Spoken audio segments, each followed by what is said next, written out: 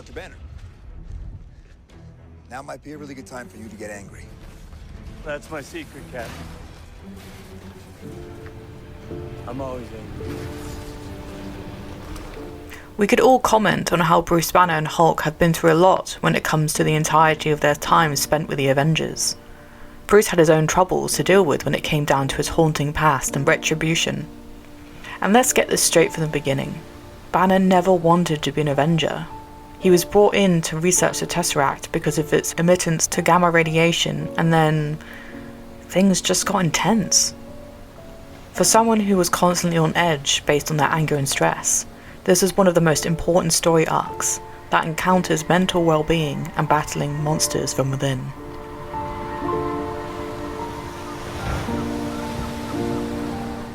This is 2 takes, and this is 1 shot, an analysis of Bruce Banner and Hulk. Spoilers are ahead.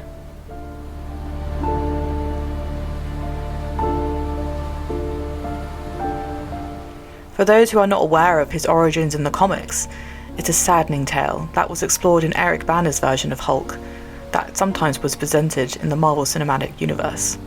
He was verbally and physically abused by his father, Brian Banner, who, years earlier, was exposed to gamma radiation after an attempt to make clean gamma energy, resulting in unique genes that he feared had been passed on to his son, making his son an abomination in his eyes.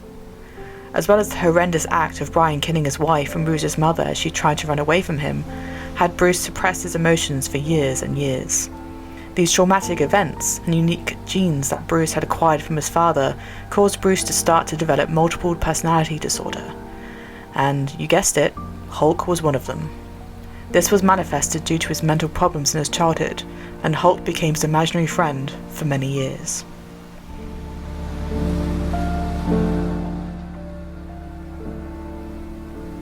The gamma bomb that brought Hulk into our existence was a tipping scale of this personality disorder to physically manifest.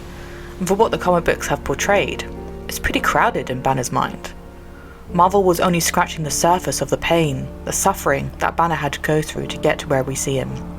And even then, we see Banner, a brilliant physicist, having complex conversations with Tony Stark, become this almost joke at the end because his usefulness is only based on his alter ego Hulk, when really that shouldn't be the case. And then when he finds his happy ending of merging himself with Hulk, it's almost swept under the rug because of the timing of events. Marvel, I'm sorry to say, kind of ruined Bruce Banner for me. However, we're not here to hear what I think. This is more about his history and how there is a potential for Hulk and Banner to be more than what we bargained for. Let me explain.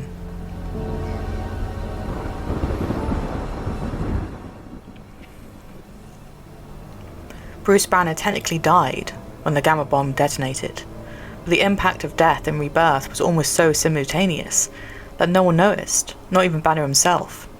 This gamma bomb was what manifested the metaphysical barrier named the Green Door, a portal of sorts to the below place, the bottom layer of the multiverse, even to the deepest layer of hell, to the real world. This manifestation did 2 things.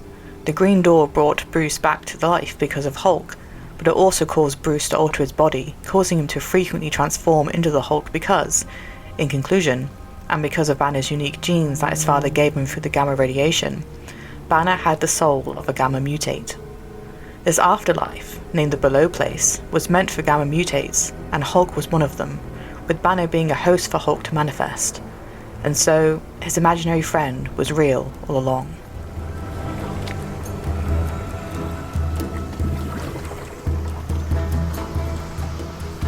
Gamma mutates are the result of exposure to gamma radiation to individuals who possess the gamma gene, which allows them to convert gamma radiation into a mutagenic change.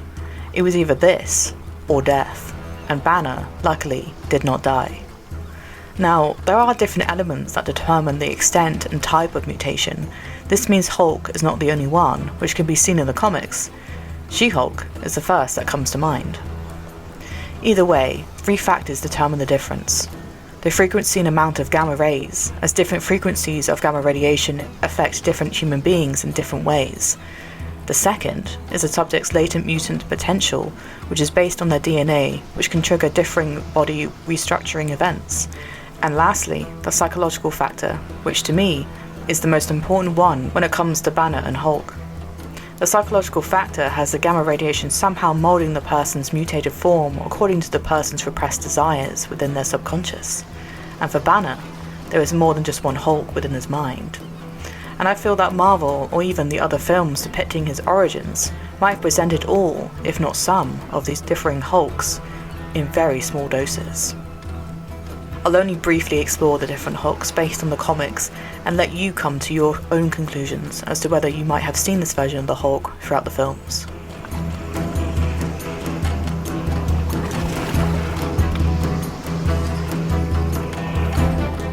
The first is Joe Fixit, or Grey Hulk.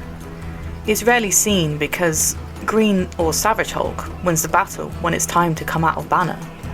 This incarnation represents the personality that can do all of those not nice things that Banner was always too unsure to do himself. He is tricky, manipulative, shows little thoughts of others, always putting himself first. His behaviour might be aligned to the self-confident Mr. Hyde, with Banner being Dr. Jekyll. And then there's the one that we're used to, Savage or Green Hulk, that we see most of the time. His behaviour is like Frankenstein's monster, just wanting to be alone but will fight if needs be. He possesses the mental progression, emotional capacity, and emotional temperament of a child, typically referring to himself in third person. There's also the merged Banner and Hulk that we see in Endgame, commonly known as Professor Hulk. The merging of Banner's intelligence, Joe Fixit's cunning, and Savage Hulk's size and strength. This can be interpreted as Banner's ideal self, that he made a reality, and hence why he's actually happy about it, which is great. And like Banner says in Endgame, for years I've been treating the Hulk like he was some kind of disease, something to get rid of. But I started looking at him as the cure. 18 months in a gamma lair, I put the brains and the brawn together, and now look at me, the best of both worlds. I read all about your accident. That much gamma exposure should have killed you. So you're saying that the Hulk, the other guy, saved my life? That's nice. It's a nice sentiment. Saved it for what? I guess we'll find out. There was small talk between Banner and Stark about the theory as to why Hulk had saved him from the gamma radiation and has kept him alive up to this point. And although we understand that in the MCU it was for the Stark gauntlet because it emitted gamma radiation and wouldn't kill Banner, I would like to also add another explanation. This begs the question of how strong Hulk really is and how Banner might feel when it comes to this conclusion. In the comics, the Immortal Hulk is presented when Banner and Hulk go through so many different deaths and rebirths that this one eventually becomes the more dominant persona. Sure, in the MCU we see Hulk being knocked out by his allies and some of the bad guys, but can we really tell for sure that that wasn't him dying and being reborn again? Even Banner himself could not fathom anything beyond what he was capable of until this persona brought about this realization that these successions of resurrections was not a coincidence, but a manifestation of the Hulk's innate immortality. I'm not confirming nor denying that the MCU has touched upon this, but surely when the Hulk was attacking Thanos and was thrown aside, apart from his emotional well-being being scarred, this might be the next conclusion to make, because anyone against Thanos usually dies. Don't they?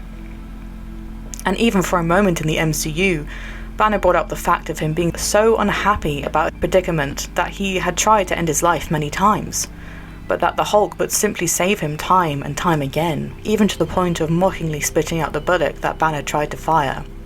Has the resurrections perhaps been touched upon in a subtle way?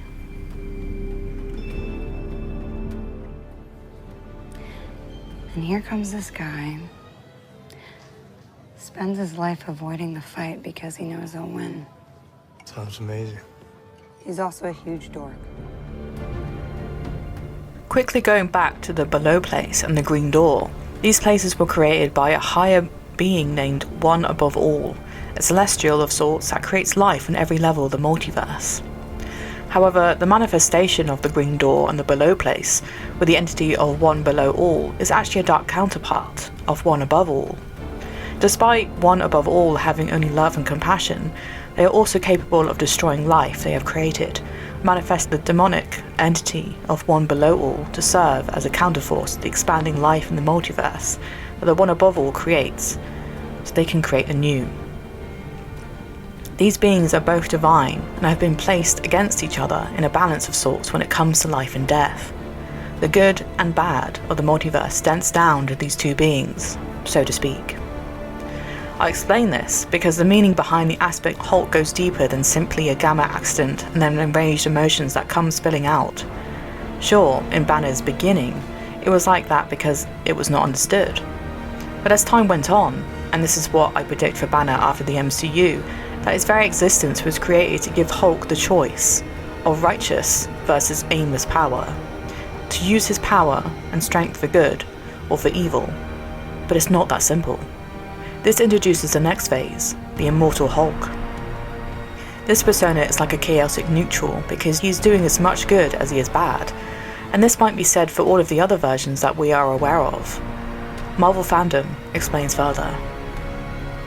We're shown Bruce's childhood with scenes of the abusive father and the abused son, framed in the context of the dichotomy between God and the devil.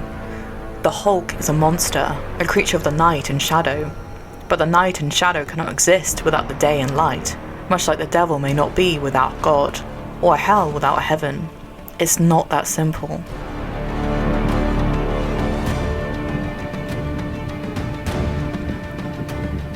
The one above all created everything, and his counterpart is a version of itself. That version created gamma mutates, like a version of a devil creating demons. But that doesn't make its creations evil, as it comes from the balance of good. So Hulk is the construct, with the balance being given down as a choice of action, righteous versus aimless power. And if you want to think about it in another way, the same could be said for us as we are created in God's image, but that doesn't mean we are without flaws. It is within our choices every day that determine where our own balance is. Blairy.wordpress.com says, is the Hulk Gibura, justice, punishment and strength, or is it Golokab? Is the Hulk an aspect of God or an aspect of the devil? But if they're one and the same, how can the difference be seen? In the end, it's the other hand of God that determines it. Chizid, kindness and love, mercy. If Gibura is the left hand, Chizid is the right. Punishment is tempered by mercy. Strength is moderated by compassion. Banner and Hulk are the balance within themselves, with each showing strength in different ways. Once fighting each other, closing each other off for years and months, until Banner and Hulk became one and the same. Professor Hulk might introduce this balance once and for all, but for those who read the comics know that this isn't the end of the line for Banner and Hulk. They have found a shared goal, and going forward has Professor Hulk perhaps, if given the chance, to present his importance in the multiverse as a being that has the battle of choice for all eternity.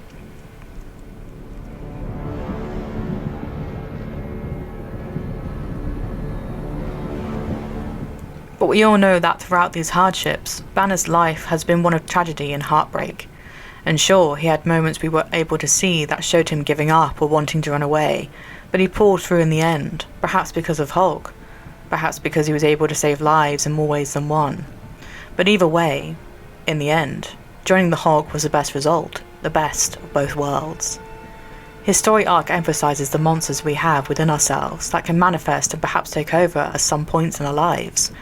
And from what we have seen throughout the MCU, at least there is a glimpse of Banner and Hulk putting their differences aside for the next stage in their evolution, to go forward and make their choice come true, whatever that is.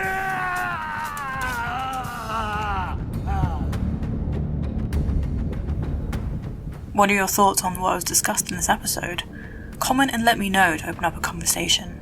Like and subscribe for more content of this nature, and come talk to me on Twitter or Instagram. Better yet, support the show on my Patreon to help a creator such as myself with learning on the go. Each like, each comment, each subscriber fuels the motivation I need to make better and better content for yours truly. Come say hi, and thanks for watching.